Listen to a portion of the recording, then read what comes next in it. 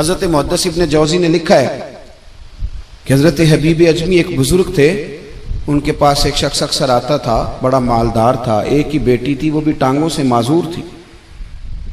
तो आप अक्सर उसको कहते हैं कि तू तौबा कर, अल्लाह की बारगाह में रुजू कर। एक वक्त ऐसा आता है कि फिर इंसान का जब कोई अपना नहीं रहता फिर उसे मुसल्ला याद आता है, लेकिन अगर मुसल्ले की आदत बचपन से पड़ जाए ना तो फिर जरा आसान होता है अल्लाह से दिल लगाना। वो अक्सर आप उसको कहते हैं कि ठीक हो जाए, एक ही तो बेटी है, वो भी बेचारी माजूर है, तो कहाँ दौलत ले जाए। आज करता हूँ, हम तारीखें देते रहते हैं ना अल्लाह ताला को माज़अल्लाह के रमज़ान से मैंने नेक हो जाना है, उम्रा करके आऊँगा तो फिर मैं पक्का नमाजी हूँ। खुदा के बंदो, किसने तुझे बताया है कि रमज़ान तक तू जिंदा रहेगा? किसने खबर की कि उम्रा करने तक तू बचेगा? हजरत हबीब अजमी उसको कहते तो कहता बड़ी जल्दी ठीक हो जाऊंगा। एक दिन सवेरे सवेरे तौबा करने आ गया। आपने फरमाया क्या हुआ? तो कहने लगा हजरत जी कल एक 15 साल का नौजवान मिला है और मुझे तौबा करा गया। मजा ही इस उम्र में अल्लाह अल्लाह करने का। नबी करीम से मोहब्बत भी करनी हो तो यही उम्र है। इश्क लगा सी खेडा खेड दी नूं ते फिर मैनू खेडा भुल गईयां। कज्जल पाया सी मैं यार दे वेखणे नूं, फिर ओदी याद च रोंदियां ही डुल गईयां। हैदर शाह इस गली कदे न रुलदी, पर हुण ते रुल गईयां। जिन लोगों ने अबू जाल को कत्ल किया था उनकी उम्र भी 15 साल थी। हम तो बड़े ही नहीं ना होते सारी जिंदगी, ना हमें को बड़ा होने देता है, हम बड़े ही नहीं होते। यही तो उम्र है कुछ कर गुजरने की।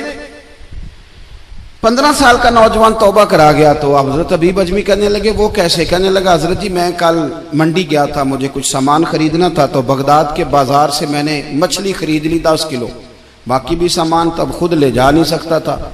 तो मजदूर आपको पता है बेचारे आज भी सड़कों पे बैठे हैं। तो मजदूर बैठे थे तो उनमें एक नौजवान 14-15 साल का, चेहरे पे बड़ी रोशनी। मैंने उसको कहा बेटे मजदूरी करोगे? कहने लगा हुजूर मजदूरी भी करता हूँ, पढ़ाई भी करता हूँ, और जो अल्लाह को मंजूर हो उसकी इबादत भी करता हूँ। मैंने उसे कहा कि ये मेरा सामान है फलां जगह पहुंचाना है, क्या लोगे? कहने लगा 3 दिनार मजदूरी। सौदा तय हो गया, उसने सामान उठा लिया। कहते हैं रास्ते में जोहर का वक्त हो गया। कहने लगा चचा अगर इजाजत दो तो नमाज पढ़ लूं। 15 साल का जवान। कहते मैं रख के ना वहां सामान तो फट्टे पे बैठ गया, वो नमाज पढ़ने चला गया। बाकी लोग देर से आए, वो बच्चा जल्दी आ गया। मैंने कहा बेटे आप जल्दी आ गए? कहने लगे नफल छोड़ दिए, अब यही ना समझ लें कि काम चोर है, मैं बाद में पढ़ लूंगा। कहते हैं वो दोपहर का वक्त, रमजान भी नहीं था। मैं उस बच्चे को, नौजवान को घर ले गया और मैंने अपनी बीवी से कहा कि बड़ा नेक है, नमाजी है।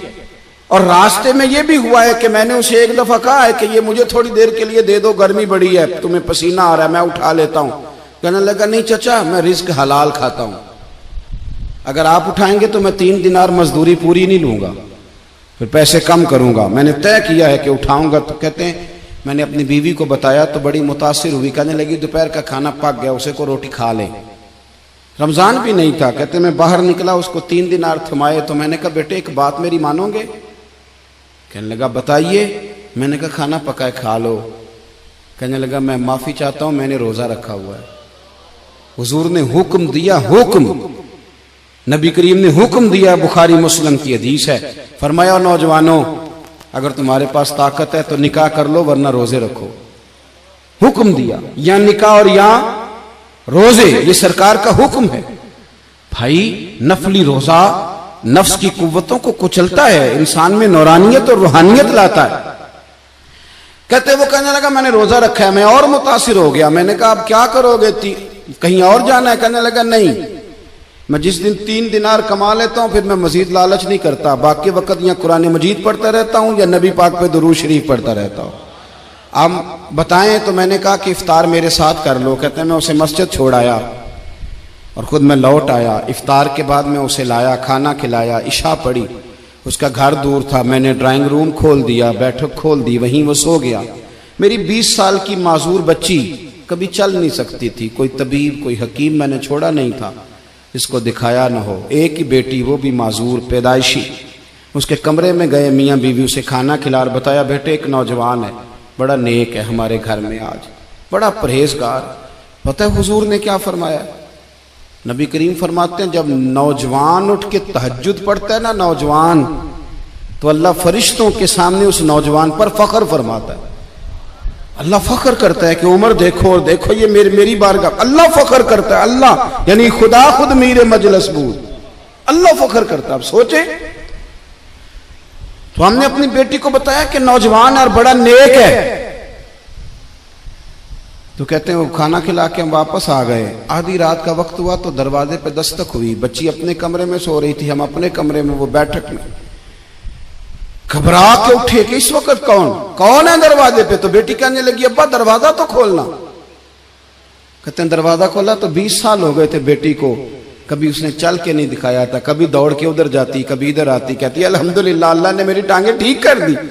हम दोनों रोने लगे, हे अल्लाह तू कितना करीम है, कैसे हुआ बेटे सारा कुछ? तो बेटी कहने लगी अब्बा आपने कहा था ना कि नेक नौजवान आया है, तो मेरे दिल में ख्याल आया अल्लाह अगर वाकई नेक है तो उसके सदके मुझे शिफा ही दे दे। या अय्युहल्लज़ीना आमनुत्तकुल्लाह वब्तगू इलैहिल वसीला। तो कहने लगी अभी मेरी दुआ भी पूरी नहीं हुई तो रब करीम ने फजल किया है और मुझे शिफा अता कर दी। कहते हम दौड़ के उसके कमरे में गए और जब हमने हाथ रखा तो दरवाजा पहले से खुला था, एक खत छोड़ गया था। आजकल के पीर की करामत होती तो फेसबुक पे दे देता, बाकियों को भी जरा भूल पता चले। कहते हैं वो खत छोड़ गया अपने बिस्तर पे कि अगर तुम लोगों को मुझसे मोहब्बत हो गई है तो मेरे पीछे ना दौड़ना, उस रब की बारगाह में झुकना जिस रब ने मेरे ऊपर भी फजल फरमाया है और आप पर भी करम फरमाया। मेरे नौजवान दोस्तों, ये जो बचपना हमें लोग कहते हैं ना अभी बच्चे हो, अभी जब आप बालिग हो गए तो नमाज फर्ज हो गई, सच बोलना जरूरी हो गया, रिस्क हलाल खाना जरूरी हो गया, शरीयत सारी की सारी लागू हो गई। एक तो दरगुजर से काम लें, दूसरा अपनी जिंदगी के अंदर ख्वाहिशात को छोड़ें। सादा खाना तो वैसे ही इंसान को तंदुरुस्त रखता है। ये जो चक्कर हमने डाला हुआ है ना मर्जियां करने का, अब मोटरसाइकिल बिल्कुल अच्छी भली होती है पर सिफारिश ये है कि मॉडल पुराना हो गया है, तो ये तो कमजोर लोगों की अलामत है। नौजवान दोस्तों, अजीज बच्चों, एक बात जिंदगी में पल्ले से बांध लेना, जिंदगी में ख्वाहिशात ज्यादा ना बढ़ाना। दुनिया में सबसे मजबूर आदमी वो है जो अपनी ख्वाहिश का गुलाम है, जो अपने नफ्स का मुरीद है।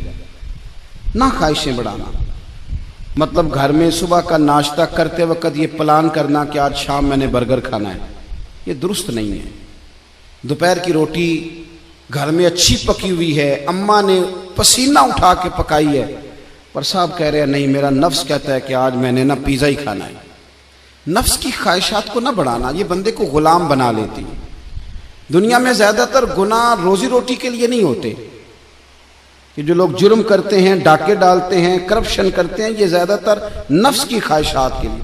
इन्हें दूसरे की गाड़ी परेशान करती है, इन्हें बंगला परेशान करता है।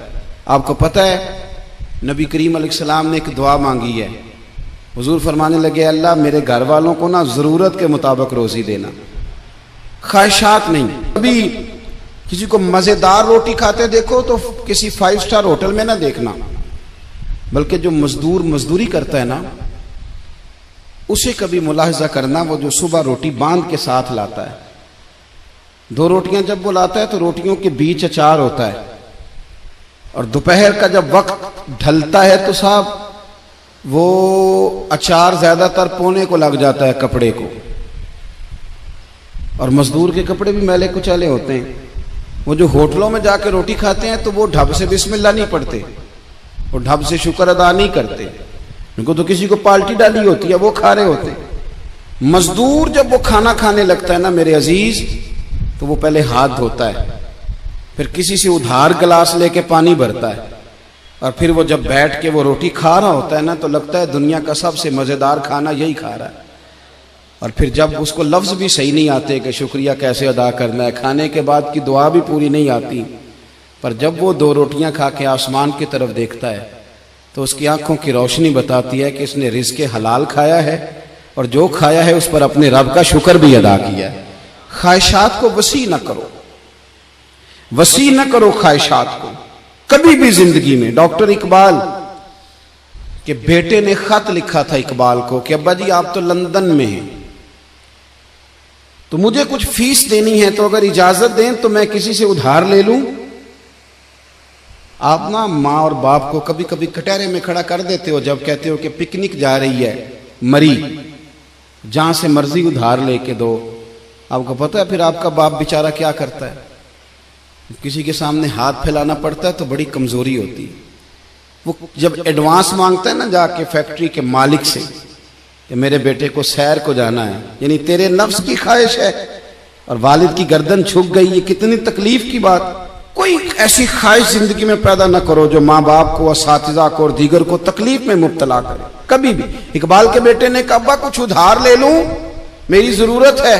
तो अल्लामा इकबाल ने जावेद के नाम पूरी नज़म लिख भेजी, दियारे इश्क में अपना मकाम पैदा कर, नया जमाना नए सुबह शाम पैदा कर, खुदा अगर दिले फितरत शनास करे अता तुझको, सुकूते लाला और गुल से कलाम पैदा कर। और कहने लगे मेरा तरीक अमीरी नहीं फकीरी है, बेटे खुद ही न बेच गरीबी में नाम पैदा कर।